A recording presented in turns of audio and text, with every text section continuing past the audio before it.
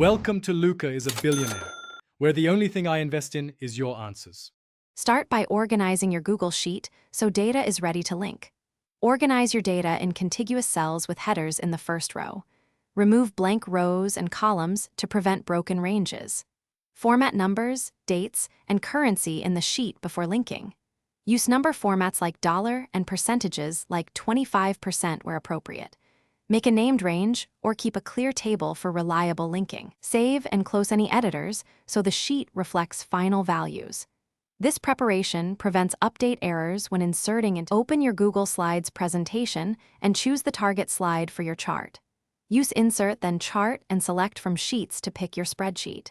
Use Insert Chart in Google Slides to link a chart from Sheets.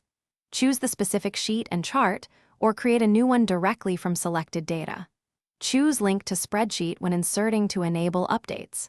Position and resize the linked chart on the slide to match your layout. Click Update in Slides to pull the latest sheet values into charts when prompted.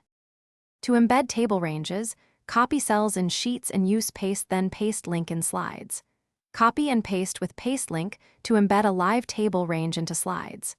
The linked table shows an update button when data changes in the source sheet. Use the Slides menu update to refresh linked tables and charts manually when you need fresh values.